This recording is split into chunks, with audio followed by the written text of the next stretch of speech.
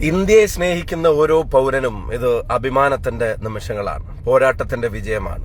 ഇന്ത്യയുടെ യുവതക്ക്, ഇന്ത്യയുടെ വിദ്യാർത്ഥി കരുത്തിന് എന്റെ സല്യൂട്ട്, നമ്മുടെ സല്യൂട്ട്. ഈ രാജ്യം ഒരു കാര്യം പ്രത്യേകം ഭരണകൂടത്തെ ഓർമ്മപ്പെടുത്തുകയാണ്.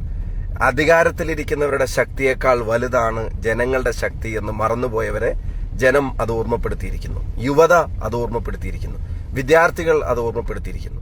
പട്ടിണി കടന്നും ലാത്തിയടിയേറ്റും ടിയർ ഗ്യാസിങ്ങിനിരയായിട്ടും പെല്ലറ്റുകൾ ഏൽക്കേണ്ടി വന്നിട്ടും ഡൽഹിയുടെ തെരുവുകളിൽ, രാജ്യത്തിന്റെ തെരുവുകളിൽ ഒട്ടും വീര്യം ചോരാതെ പോരാടിയ യുവതയുടെ വിജയമാണ്, വിദ്യാർത്ഥികളുടെ വിജയമാണ്. ആ സമരത്തിനങ്ങൾക്കെല്ലാം നേതൃത്വം നൽകിയ, രാജ്യത്തുടനീളം നേതൃത്വം നൽകിയ, തെരുവിലിറങ്ങിയ, മനസ്സുകൊണ്ട് ഈ സമരത്തിനൊപ്പം നടന്ന, പ്രതികരണങ്ങൾ നടത്തിയ എല്ലാവർക്കും സമരാഭിവാദ്യങ്ങൾ.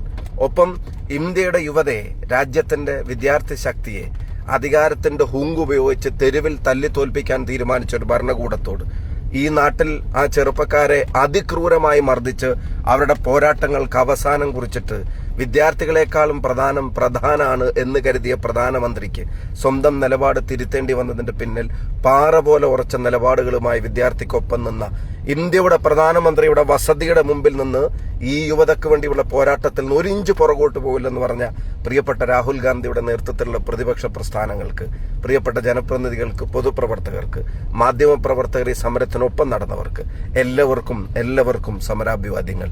ഇന്ത്യ ജയിച്ചിരിക്കുന്നു. നരേന്ദ്രമോദിയുടെ ഭരണകൂടം തോറ്റിരിക്കുന്നു.